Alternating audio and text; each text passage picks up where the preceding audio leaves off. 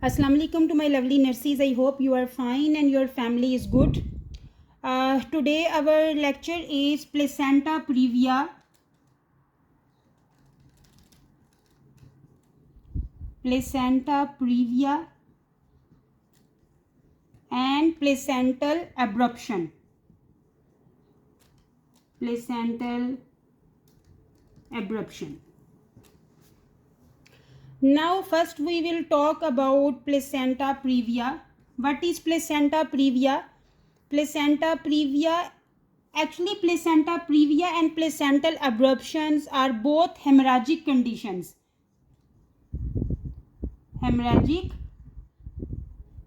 Both are hemorrhagic condition of pregnancy. So placenta previa and placental abruption both are hemorrhagic conditions of pregnancy. So what's the changing? Placenta previa is placenta is abnormally implanted. Placenta is abnormally implanted. For example, I will draw a picture there. Just a rough picture. Normally placenta is implanted here, but in placenta previa, placenta will implant here. This is placenta overlying cervix. So placenta is overlying cervix. This is cervix. So placenta will implanted here. Normally placenta is implanted here, but in placenta previa, placenta abnormally implanted on the overlying the cervix. Now what is abruption? Placental abruption. So in abruption, placenta prematurely detached. Now placenta is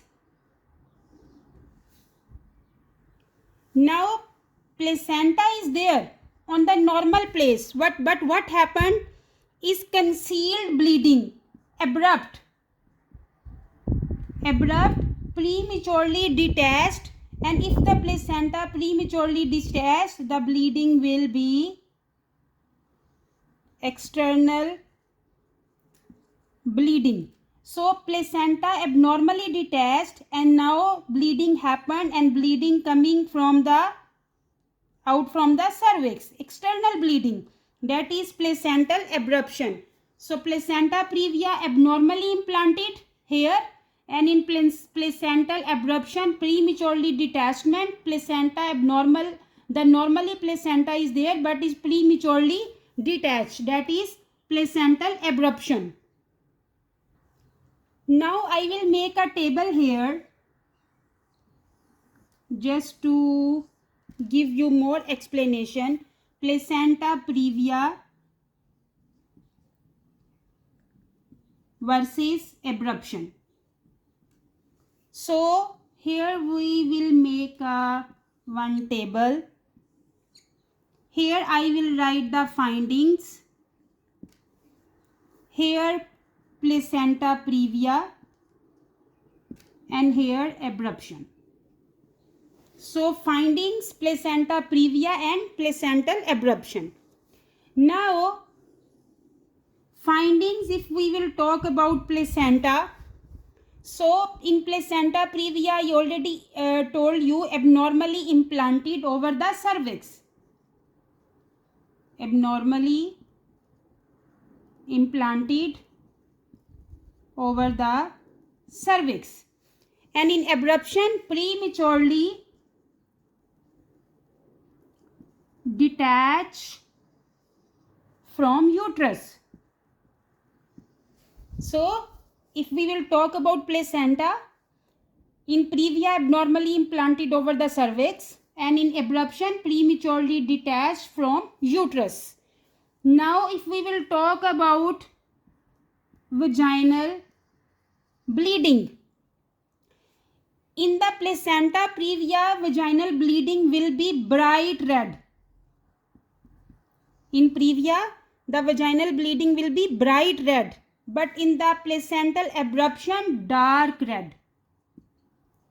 Very important, always make your small notes, because in the if they will give you one scenario or the case history or something like that, so they will mention these things. Maybe they will give you scenario about placenta previa or abruption, so you should have to know this all difference between placenta previa and abruption. So vaginal bleeding in placenta previa will be bright red, and in abruption dark red. Now we will talk about abdomen. So abdomen in placenta previa will be soft, and in the placental abruption will be firm or rigid. And if we will talk about pain, in placenta previa pain will be painless. Patient will not complain any pain, but in abruption painful. This is the difference between placenta previa versus abruption. Talk about placenta abnormally implanted over the cervix, abruption prematurely detached from uterus. Vaginal bleeding should be bright red in placenta previa and in abruption dark red. If we will talk about abdomen, in placenta previa will be soft, in abruption firm and rigid.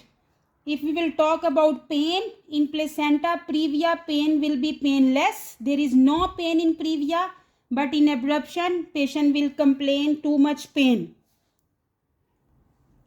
Now first we will talk about placenta previa. We will discuss one by one. In placenta previa, the placenta is abnormally implanted. Abnormally implanted where? In the lower uterine segment. Lower uterine segment. And instead of the placenta is implanted on the lower uterine segment instead of at the top or side of the uterus, that normally placenta is implanted, but in placenta previa lower uterine segment is implanted. Now placenta partially or completely cover the cervix, sometimes partially, sometimes completely cover the cervix. Now if placenta partially or completely cover the cervix, what will happen? Placenta can disrupt it. Disrupted mean bleeding can happen. Why bleeding will happen? Why placenta will be disrupted? Maybe there is a cervical dilatation. Cervical dilatation, or during intercourse.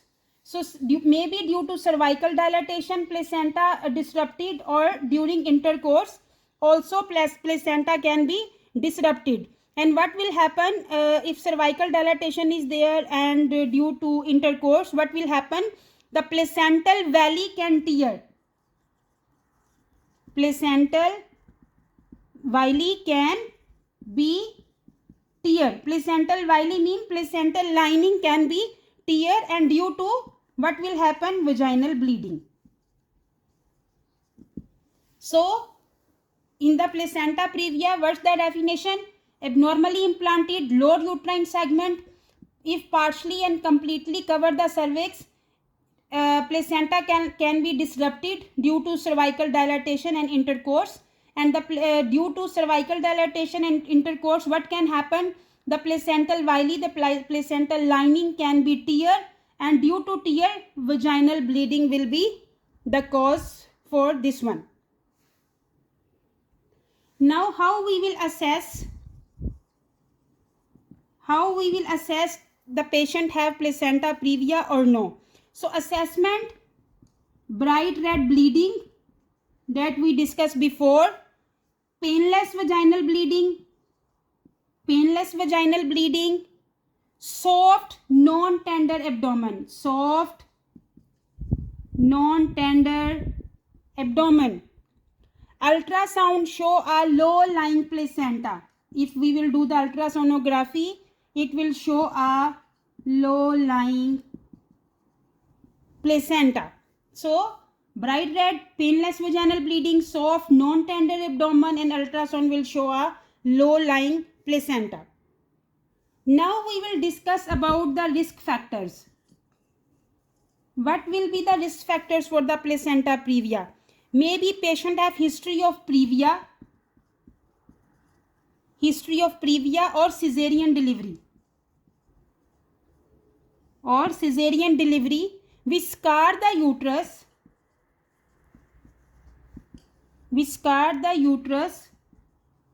and affect placental implantation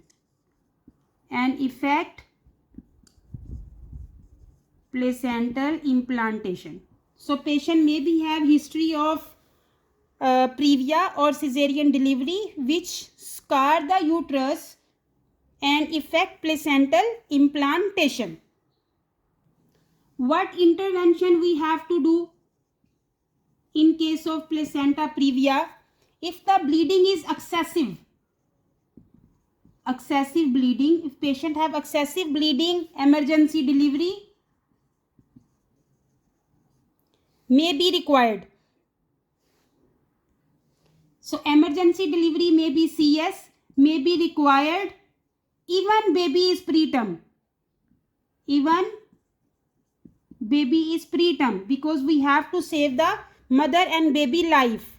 Therefore, the goal in placenta previa actually is to prevent further bleeding and prolong gestation.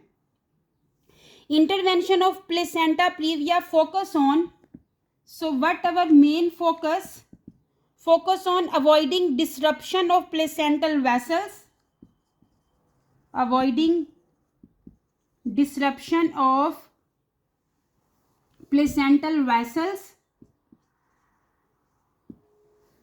and monitoring and treating bleeding.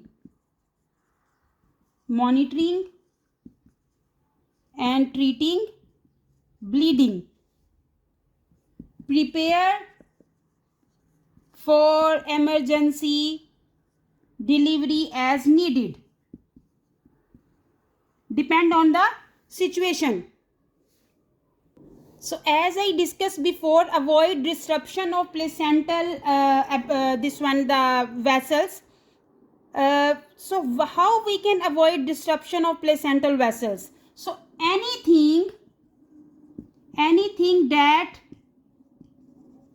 tear the placental valley, the placental lining or placental vessels, that is contraindicated.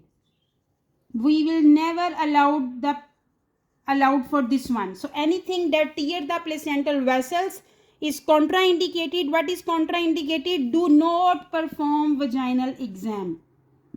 Do not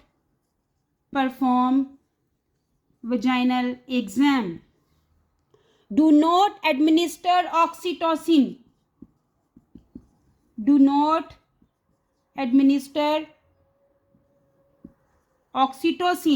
That is contraindicated because labor dilates the cervix. If we will give oxytocin to patient, it will dilate the cervix.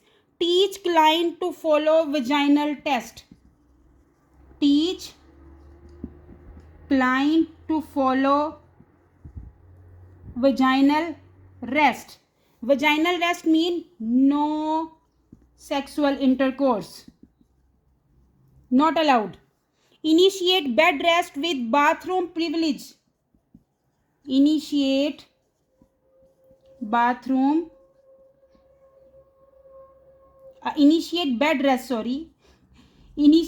rest to bathroom privilege. The bathroom should be near to the patient bed. Now how we will monitor for hemorrhage? Monitoring for hemorrhage. How we will monitor the bleeding? So assess blood loss. How we will assess the blood loss? Weight the pads. How we can weight the pads? The 1 gram, if the pad weight is 1 gram, is equal to 1 ml. Assess for heart rate. If heart rate is increased, blood pressure is decreased, patient is going in hypovolemic shock. So, should be monitored for heart rate and blood pressure.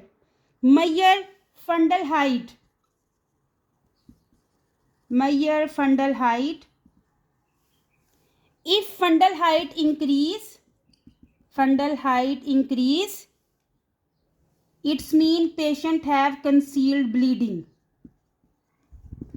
So, assess blood loss. How to assess? The weight the pads, 1 gram is equal to 1 ml. Assess for heart rate. If the heart rate increase, blood pressure decrease, it's mean patient is going in hypovolemic shock. Measure fundal height. If fundal height is increasing, it's mean patient have concealed bleeding. So, anticipate need for blood transfusion.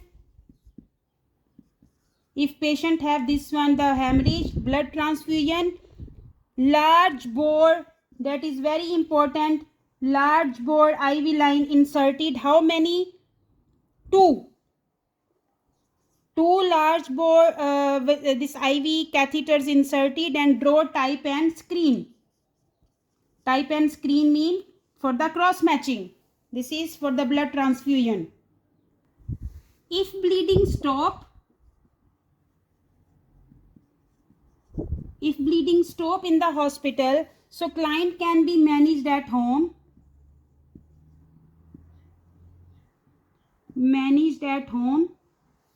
But we have to give instructions to the patient to immediately return to the hospital if patient have vaginal bleeding. If patient have any signs of labor. What signs of labor? Labor, patient have contractions or rupture membrane. If patient have decreased fetal movements, it's mean patient have fetal distress. So with the home instructions, if the bleeding stop, we can send patient to home. Patient can be managed at home, but we will give instruction if patient have vaginal bleeding, signs of labor, contractions, or any rupture membrane or any decreased fetal movement, she should have to come in the hospital as soon as possible.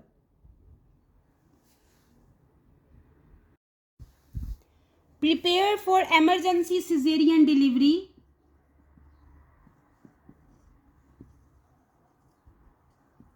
Emergency CS. Emergency delivery may be necessary even if the patient is preterm. Preterm means less than 38 weeks. So we will prepare patient for emergency cesarean section even patient, the baby is preterm less than 38 weeks. And for the patients who's less than 34 weeks, what is important? Give the steroids. Why we will give steroids? The betamethasone, dexamethasone we are giving, or betamethasone. Why we will give? For the lung maturity. Fetal lung maturity. If the fetus is less than 34 weeks gestation, we will give steroids, dexamethasone or betamethasone for the lung maturity. Never do vaginal delivery. Why we will not do vaginal delivery? Because the vaginal delivery could tear placental vessels. If we will do vaginal delivery, it can tear placental vessels, and it is contraindicated in placenta previa. Contraindicated in placenta previa. Prepare for emergency cesarean. Prepare for emergency cesarean if patient have persistent bleeding. Signs of labor. Maternal distress. Means patient is in shock. Or fetal distress. Non-reassuring CTG. The CTG is not good. So if patient, prepare for emergency cesarean section if patient have persistent bleeding, signs of labor, maternal distress shock, or if patient have placental fetal distress.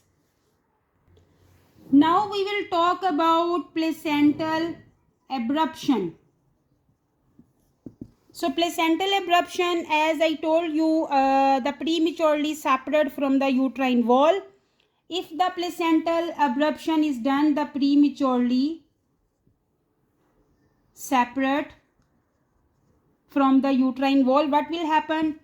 Bleeding will happen, impaired fetal oxygenation, impaired fetal oxygenation. So in placental abruption, premature separate from the uterine wall, the placenta, bleeding will happen and it will impair the fetal oxygenation. How we will assess? In the assessment, the external or concealed bleeding, external or concealed bleeding. Number 2, dark red vaginal bleeding, dark red vaginal bleeding. Fundal height will be increase. If the fundal height is increased, it means the uterus is filling with the bleeding. Uterus is filling with bleeding. That we are telling concealed bleeding if fundal height is increased. Then we have to check for the signs of shock. Mean if patient heart rate is increased and the blood pressure is decreased, it means patient is going in hypovolemic shock. The next, the abdominal pain and tenderness. Abdominal pain and tenderness, and then the patient abdomen will be rigid, board like abdomen. So placenta abruption, prematurely separate from the uterine wall. Due to separation, bleeding will be happen and it will impair the fetal oxygenation. How we will assess? The external or concealed bleeding, dark red vaginal bleeding. Fundal height will be increased. If fundal height is increased, it means patient uterus is filling with the bleeding, mean that is concealed bleeding. We will assess the vital signs. If heart rate is increased, blood pressure decrease, it means patient is in hypovolemic shock. We will the abdominal pain plus tenderness, and the abdomen should be rigid and board like abdomen. It means patient has placental abruption. Now we will talk about the risk factors.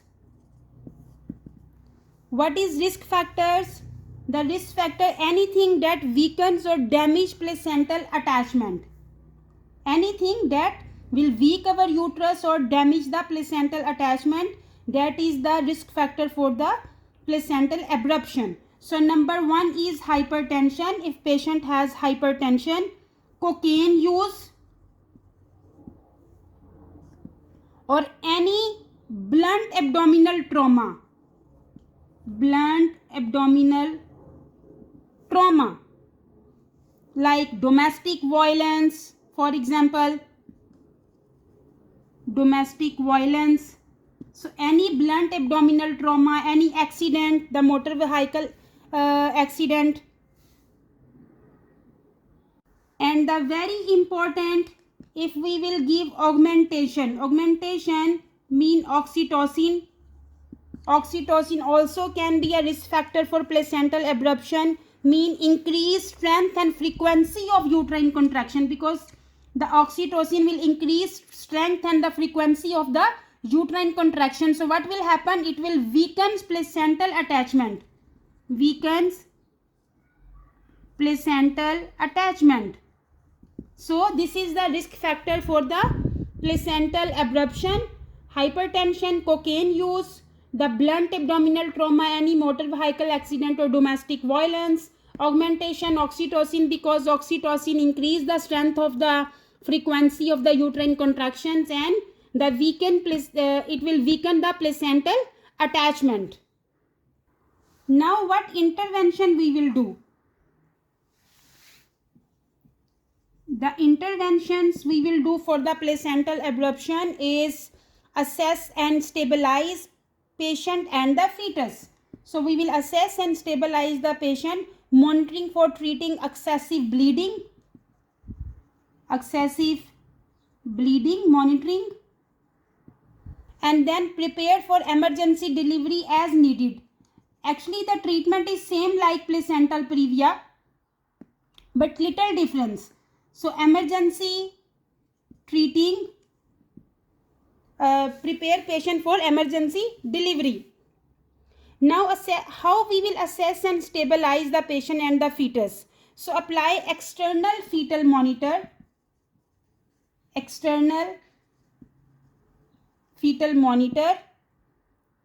and place client in left lateral position. That is good to maximize the uteroplacental perfusion. So this position is always good for the pregnant ladies. Administer IV fluid to improve maternal and placental perfusion. IV fluids, why? To improve maternal and placental perfusion. Now monitor for and treat excessive bleeding. How we will monitor the patient for the excessive bleeding? So same like we will check the vital signs. If heart rate increase, blood pressure decrease, so this is concerning for the hypovolemic shock. We will insert the urinary catheter to monitor. Insert the Foley's catheter to monitor the renal perfusion. That is very important in placental abruption. So urine output should be more than 30 ml. Urine output should be more than 30 ml. Assess for DIC. DIC means disseminated intravascular coagulation. That is very important in the placental abruption.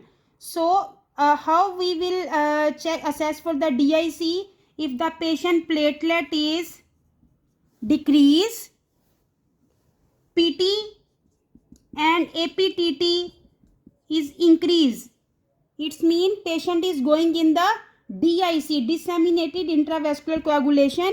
Platelet decrease and our coagulation profile PT APTT is increased.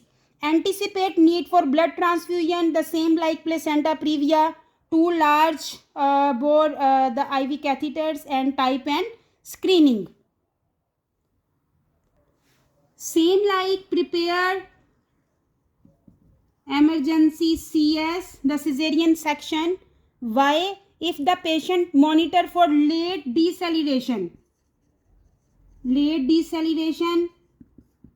prepare for emergency cesarean section. Late deceleration mean patient have uteroplacental insufficiency. There is a placental insufficiency. If the CTG will show late deceleration, so prepare patient for emergency cesarean section. Anticipate emergency cesarean delivery even if the fetal is preterm. Why?